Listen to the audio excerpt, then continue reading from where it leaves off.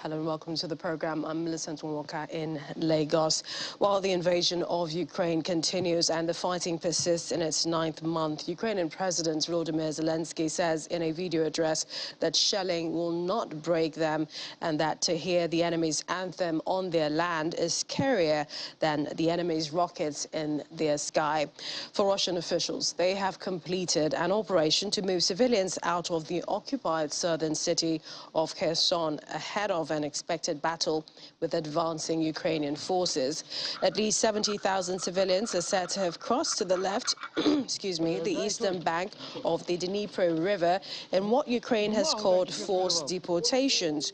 One Russian militia commander said they're preparing Kherson for defense.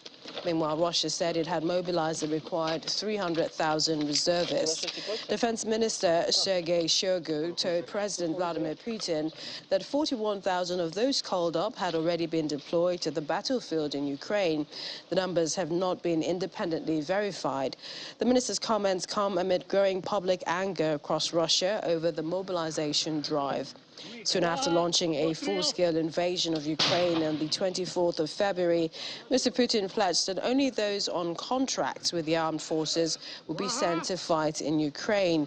But in September, he was forced to order a partial mobilization following a string of military defeats.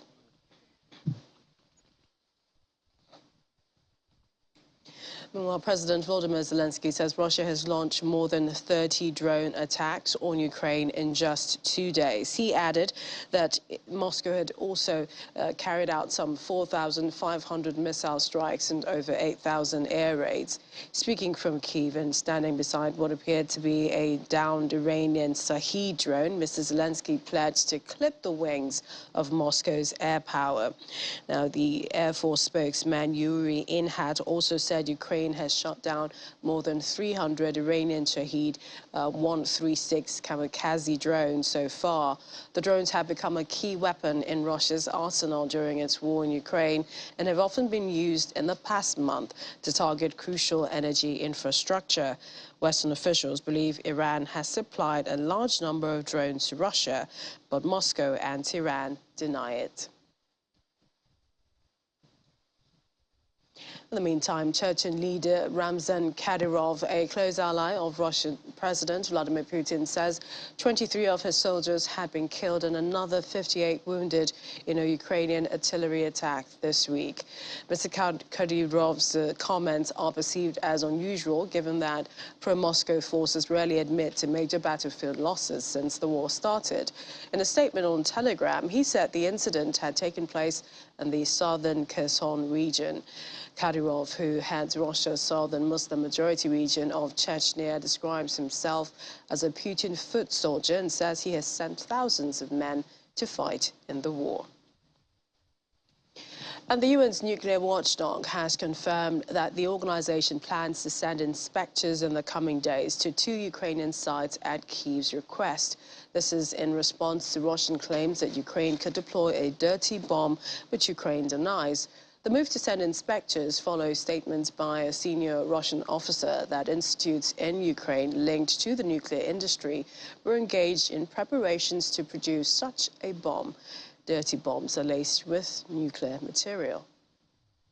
The allegations have been made, inspections are on the way. And this is basically what we need to do. We have to undertake this work at these 2 facilities that were mentioned over the weekend as places where allegedly work to divert nuclear material for the fabrication of a radiological device would be taking place. So this is what we are going to be doing. I, of course, referred again to my consultations, to my ongoing consultations to establish a protection zone around the Zaporizhzhia nuclear power plant, which are making progress, although not as fast as I would like to, but this is also important. And the fact that we are going to be deploying more IAEA experts at other facilities in Ukraine, Rivne, Khmelnytsky, South Ukraine, and Chernobyl. I think that we said to Director General Grossi that he should be vigilant, because these facilities are not the only ones where that can be produced. Ukraine has a potential, as I said, and the agency should be vigilant, as well as Security Council members should be sending strong messages to Ukraine to prevent such a scenario. Of course, we heard the usual narrative from our Western colleagues, amounting to this is a false flag operation by Russia. We said we would be happy to be mistaken, but we cannot simply ignore these allegations, which are very serious and which may lead to very, very unfortunate consequences. We saw other wastes of time. I don't think that what we had today, this is a waste of time. Raising an issue of a potential radiological contamination due to the use of, say, a dirty bomb is not a waste of time. This is a serious issue which should be dealt seriously.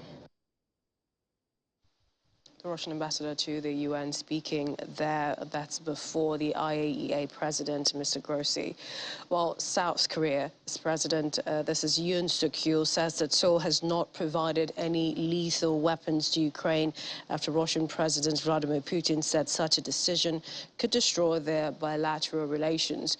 Mr. Putin made the remark at a conference in Moscow Thursday, accusing the West of inciting the war in Ukraine. President Suk-yeol says South Korea is in solidarity with the international community for peaceful humanitarian aid to Ukraine and have not provided any lethal weapons. A U.S. ally, South Korea, has maintained that it would not provide Ukraine with lethal aid and has sought to avoid antagonizing Russia, both for economic reasons and the influence that Moscow can exert in North Korea.